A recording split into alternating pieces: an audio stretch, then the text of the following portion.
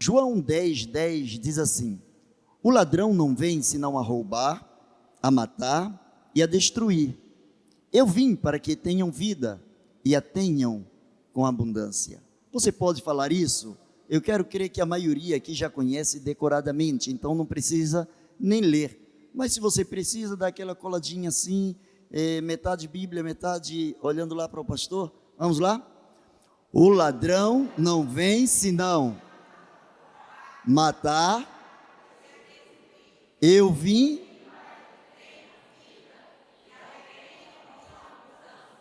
Aí nem precisa olhar pastor, né? Quando eu vejo o seu olhar assim meio para cima, eu já sei que está ali projetado, né? A não ser que tenham colocado o pastor pendurado hoje ali na cruz, aí do contrário, eu estou vendo todo mundo olhando ali para cima e nem precisou colar. João 10:10, o ladrão vem senão a roubar, matar e destruir. Eu vim para que vocês tenham vida e a tenham com abundância. Eu quero pensar com vocês sobre Jesus, o pastor da vida.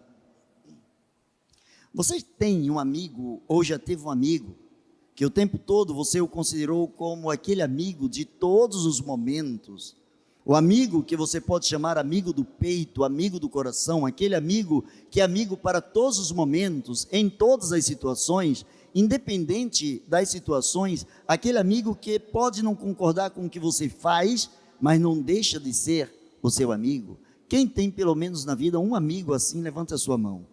Graças a Deus que você ainda é abençoado e tem esse amigo. Agora, quem pode dizer também que você é o amigo ou a amiga de alguém nessas condições? Levante a sua mão. Seu amigo não está aqui para falar o contrário, né? Então você pode levantar aí à vontade, depois você pede perdão ao Senhor.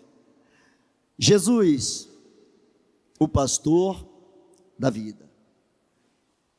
Eu quero começar agradecendo à igreja, agradecendo aos irmãos, não somente os daqui, mas aqueles que de tantos outros lugares, no dia de hoje, começaram a mandar mensagens, felicitações pelo dia do pastor.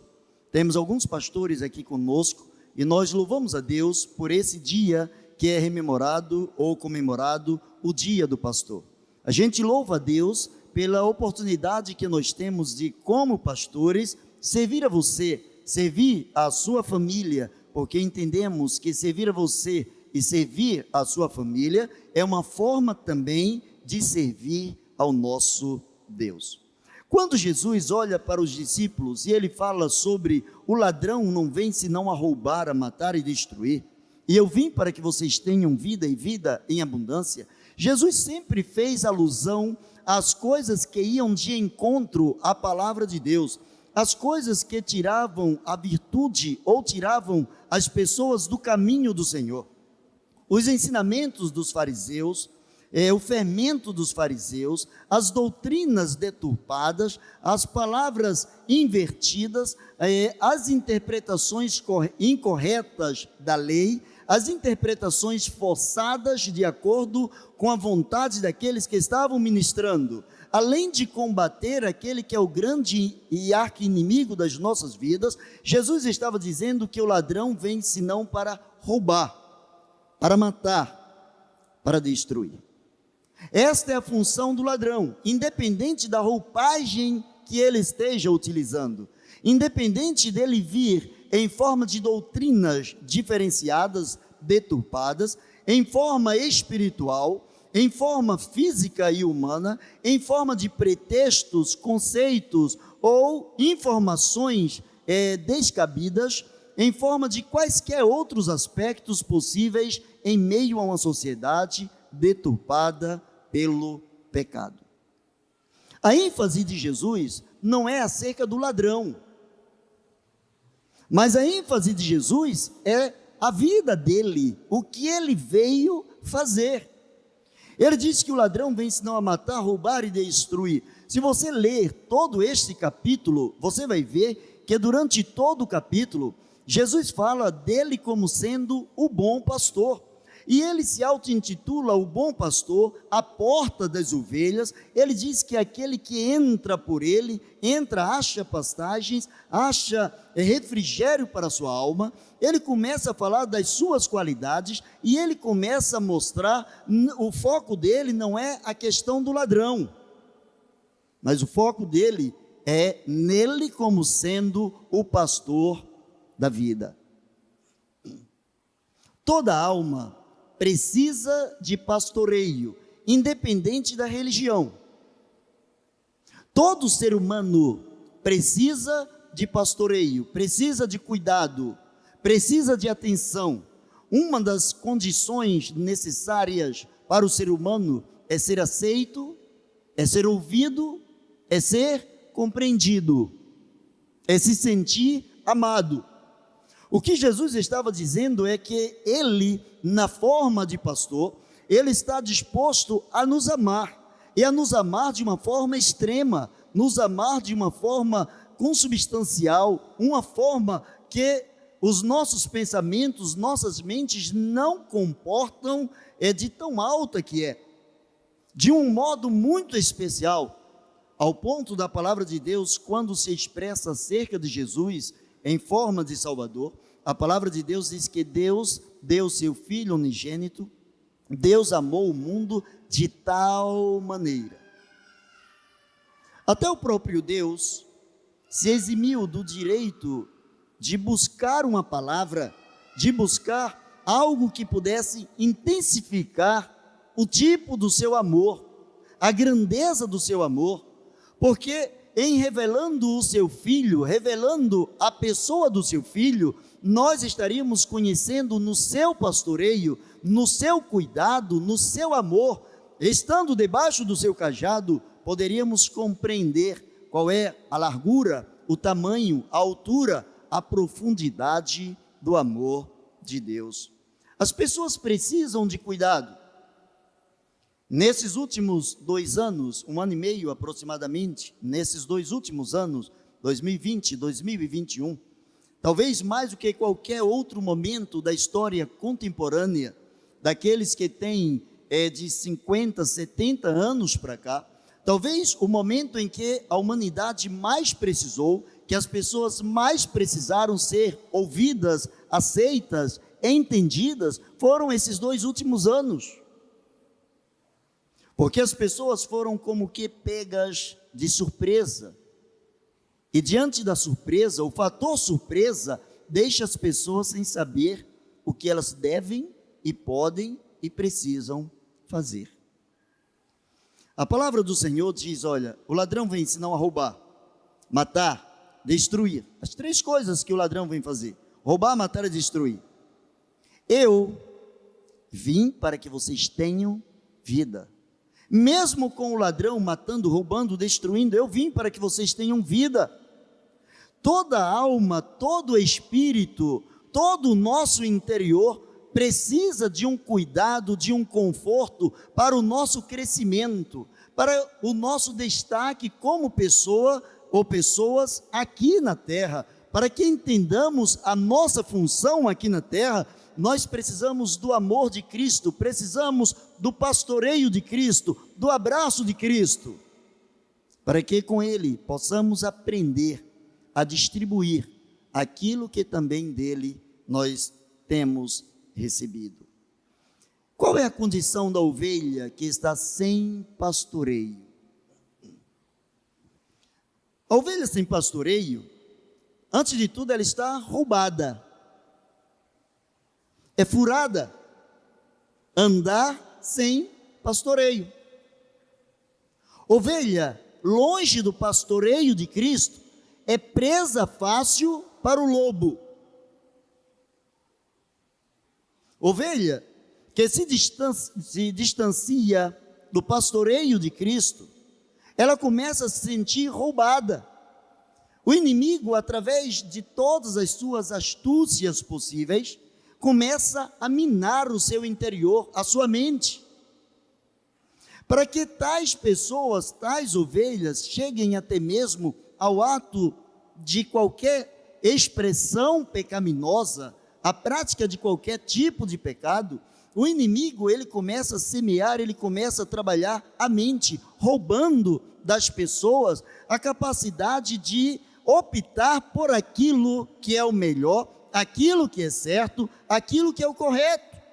E aí começa a se colocar na posição, tais pessoas começam a se colocar na posição de todo mundo faz, todo mundo pensa assim, ninguém mais faz desse jeito. Ele não se referiu a outros pastores, se bem que ele deu e conferiu, segundo a palavra de Deus, alguns para tomarem conta do seu rebanho, a alguns ele constituiu como pastores do seu rebanho, assim como ele falou para Pedro e falou para outros discípulos e apóstolos e continua levantando homens e mulheres nos dias atuais, assim como ele disse para Pedro: pastoreia as minhas ovelhas, pastoreia os meus cordeirinhos, pastoreia as minhas ovelhas. Jesus sabia que quando uma ovelha está sem pastoreio, facilmente é tirado dela tudo que ela possivelmente pode ter. A alegria de viver, a capacidade de crer, a capacidade de desenvolver a fé, a capacidade de ter um relacionamento mais íntimo com Deus lhe é roubado, porque está sem pastoreio. Há muitas pessoas que estão dentro das igrejas, dentro das membresias, mas não estão sob o pastoreio de Cristo. Deveria ser até uma redundância, é membro de uma igreja cristã, Cristo é o pastor. Deveria ser absurdamente plausível a ideia de que está inserido no corpo de Cristo, está também recebendo o pastoreio do Supremo Pastor. Mas à luz da palavra de Deus, infelizmente ou felizmente, para que a palavra se cumpra, isso não é verdade. O próprio pastor Jesus, ele diz assim: nem todo aquele que me diz Senhor, Senhor, entrará no reino de Deus, mas somente aquele que faz a vontade do meu Pai que está nos céus. Ele sabe que a condição da ovelha que está sem pastoreio, essa condição é uma condição de alguém que está morto. E o morto, ele não fala, ele não pensa. O que acontece com o morto? Com todo respeito aos que morreram, respeito àqueles que estarão morrendo, a morte faz parte da vida, mas o que acontece com a vida ou com o corpo de alguém que morre? O passo seguinte é se autodecompor, é entrar em putrefação, para que o corpo, para que o pó volte à terra que o deu. Essa é a sequência lógica da palavra de Deus. Jesus entende que a ovelha sem pastoreio, ela está morta. Não é tão somente necessário você estar vinculado a uma igreja. Isso é importante, mas não é o mais importante. Você pode ser pastor, você pode ser diácono, você pode ser fundador da sua igreja, da sua congregação. Isso não diz nada. Isso não diz nada. Quem está sob o pastoreio de Cristo está vivo. Quando somos crianças, aprendemos que o ser vivo é aquele ser que nasce, cresce e morre. O ser bruto, ele não cresce, a não ser vagamente na chamada dilatação dos corpos. Ele vai, mas ele volta, ele não sai daquilo. Esse púlpito vai continuar desse tamanho, dessa forma, durante milhões de anos. Mas o ser vivo, ele nasce, ele cresce, ele se transforma, ele toma algumas outras formas, até que ele chegue à morte. Mas aquele que está sem o pastoreio de Cristo já está morto. E quem está morto não pode sentir o calor da vida. E quais são as pessoas que estão mortas? Aquelas que já não têm mais prazer na lei do Senhor, que na sua lei não mais meditam de dia e de noite. Quando a lei do Senhor passa a ser um peso na vida de alguém, quando o confronto com a palavra de Deus passa a ser algo desastroso, danoso, quando é o confronto com as escrituras sagradas, já incomoda a minha vida de modo que eu a abandono, eu estou morto. Qual é o significado mais amplo da palavra morte? Separação. Quando o espírito sai do corpo, aí nós dizemos que alguém morreu, o espírito se separou do corpo. Quando nós nos separamos do pastoreio de Cristo, quando não estamos debaixo da sua vara, do seu cajado, quando não estamos no seu aprisco, quando não estamos com Ele dentro do nosso coração, fazendo tão somente a sua vontade, nós estamos mortos. Jesus sabe que a ovelha sem pastoreio, ela está destruída. É interessante que essa semana eu estive lendo um artigo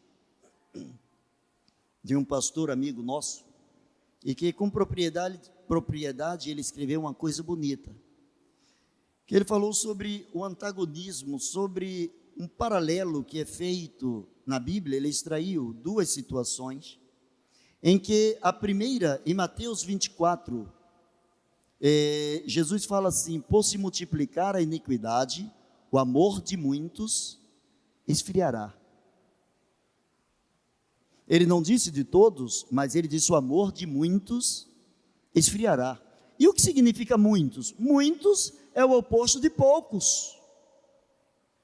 Muitos significa que se eu e você não tivermos cuidado, estaremos dentro desse grupo. Muitos significa que são incontáveis aqueles que já não ferverão mais em amor na presença do Senhor. E quais são as consequências daqueles que já não ardem mais em amor? A terceirização da culpa. Eu estou assim porque eu não me dou com o pastor, porque o pastor não me ama, porque o pastor não me atende, porque a igreja não lembra de mim, porque as pessoas me viraram as costas. Enfim, é do ser humano terceirizar a culpa, quando a culpa é única e exclusivamente da ovelha, que sai do aprisco. O pastor, o supremo pastor, ele nunca abandonou, nunca vai abandonar nenhuma ovelha. É por isso que ele é o bom pastor. Jesus é o bom pastor porque ele concede vida. Eu disse que esse colega, esse amigo, ele fez um paralelismo entre duas situações. A primeira, quando Jesus diz: o amor de muitos esfriará. Em Joel diz que ele derramará do seu espírito sobre toda a carne. Haverá então abundância do poder de Deus, haverá um derramamento do poder de Deus sobre a vida de muitas pessoas. Ora, o que isso quer dizer? Há uma contradição bíblica? Não há uma contradição bíblica. O que a Bíblia está enfatizando é que muitos esfriarão. O que a Bíblia está enfatizando é que muitos receberão poder do Espírito Santo de Deus. Em outras palavras, ou muitos estarão frios, gélidos, congelados, ou muitos estarão ferventes de amor por Deus. Significa que já não há mais espaço para aquele que está em cima do muro. Não há mais espaço para quem está em cima do muro. O muro também pertence aos que estão em frieza espiritual. Aquela história de que eu não sou o pior dos piores, tem pessoas piores do que eu. Quem te constituiu ou quem me constituiu como juiz para julgar as nossas próprias ações e merecimentos?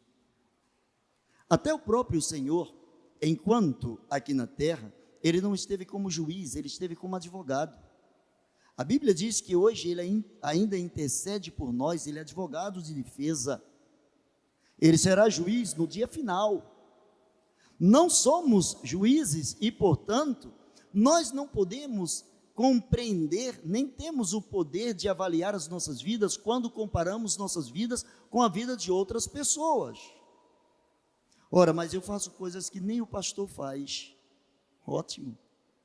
Mas isso não gera em você nada que te faça especial. O que te faz especial é fazer aquilo que Jesus faz. É ser semelhante a Jesus. Jesus é a expressão da lei que anula as ações do ladrão.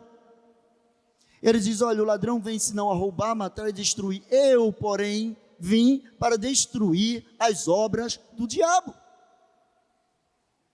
O ladrão vem e faz de tudo para afastar a ovelha do pastor. Mas ele diz: eu vim para destruir as obras do diabo.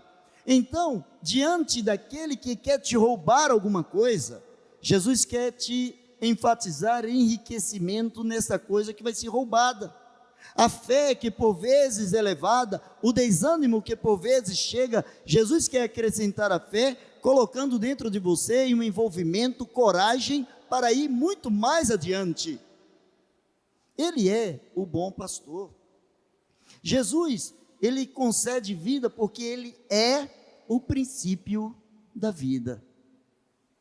João, escrevendo o seu evangelho, ele diz assim: no princípio era o verbo estava com Deus e o verbo era Deus.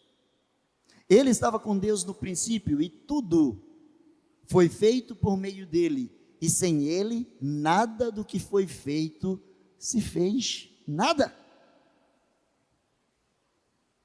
Escute aqui, preste bem atenção no que eu vou te falar. Se nada, absolutamente nada foi feito sem a presença de Jesus, até o ladrão, até o inimigo das nossas almas, não feito na forma de inimigo, mas na forma de anjo, fora criado também por Jesus. Fora criado também por Jesus. Jesus é o princípio da vida. Nele estava, diz João, a luz do mundo. A palavra do Senhor diz lá em Gênesis: no princípio criou Deus os céus e a terra. E a Bíblia diz que no princípio Jesus já estava com Deus. A Bíblia diz que quando Deus cria o homem, Deus já pensa no pastoreio deste homem. Quando Deus diz: façamos o homem à nossa imagem e semelhança, quando ele delega ao homem a condição de opção, quando ele entrega ao homem a condição de pensar, de decidir, de criar.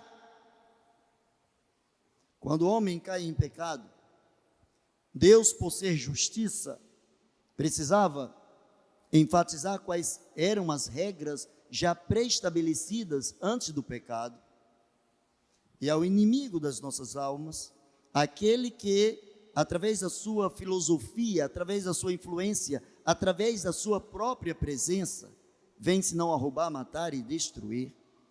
A palavra do Senhor diz que Deus se refere a ele dizendo que nasceria da mulher um filho que lhe esmagaria a cabeça.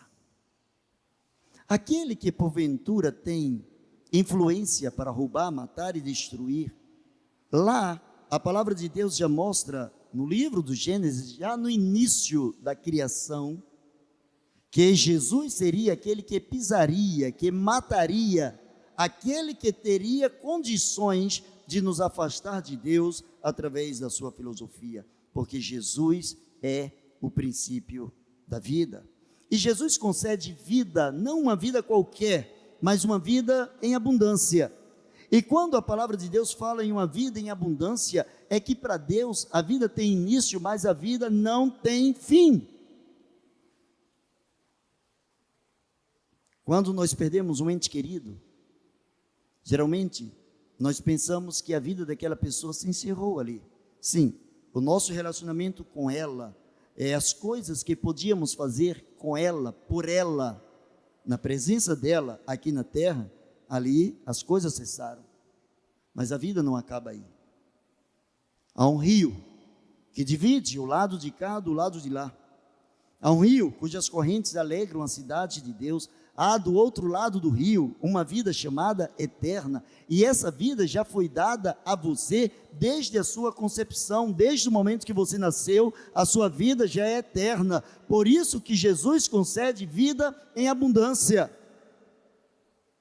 A sua vida, você acreditando ou não, você é imortal. O seu espírito, ele é imortal.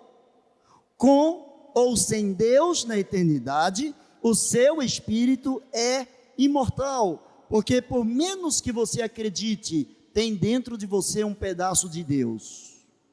Tem dentro de você um pedaço de Deus.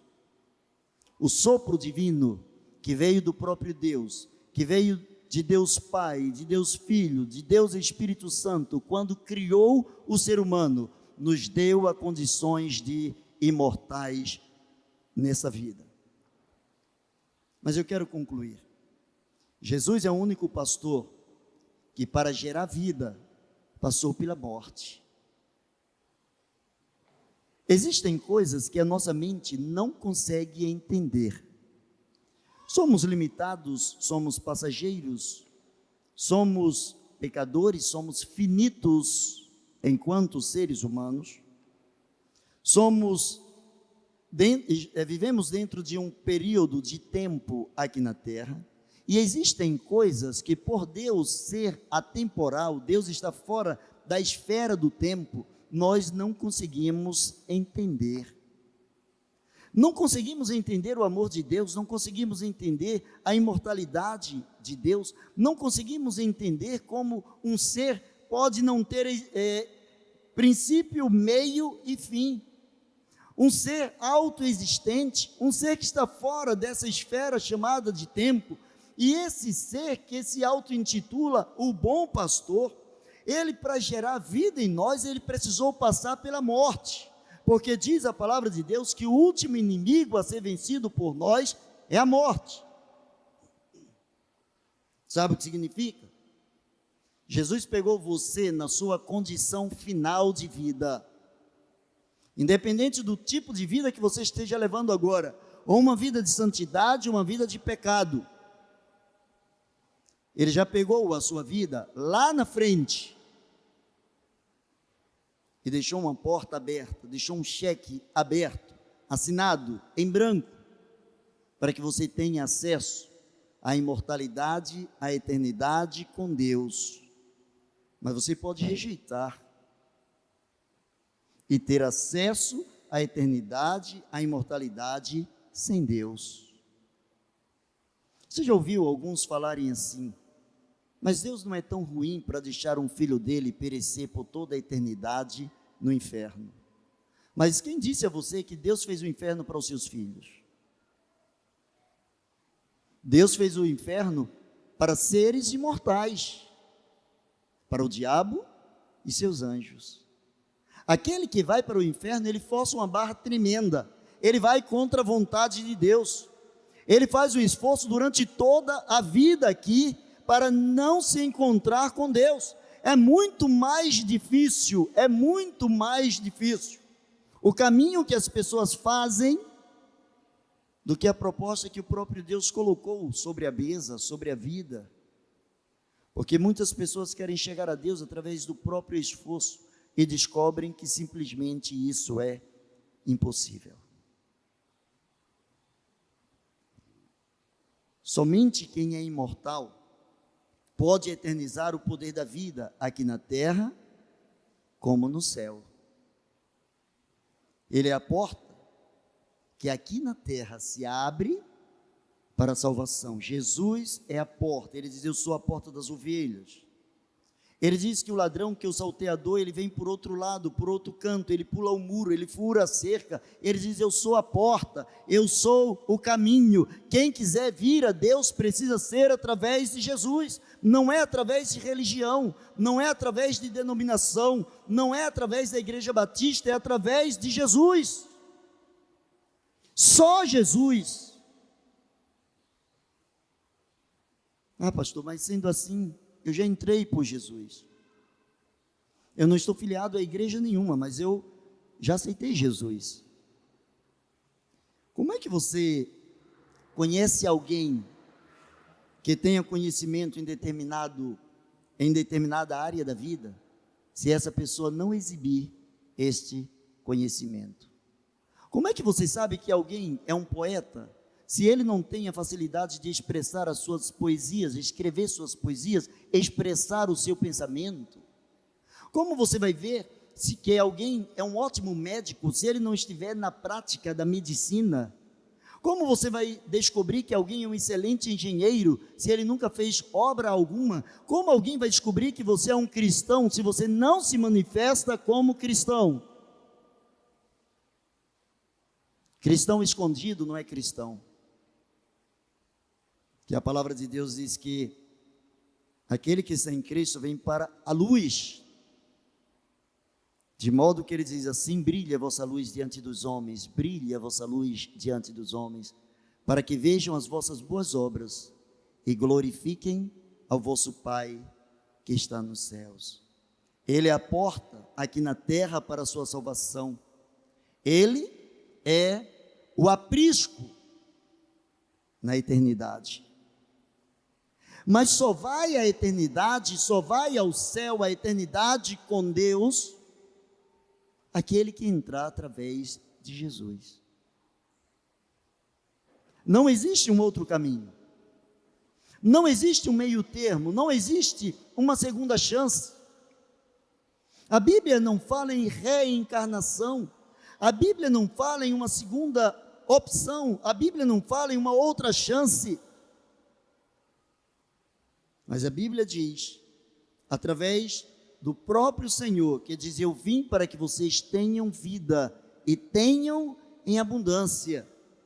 A palavra de Deus diz que ao homem está permitido nascer e morrer, vindo depois disso o juízo.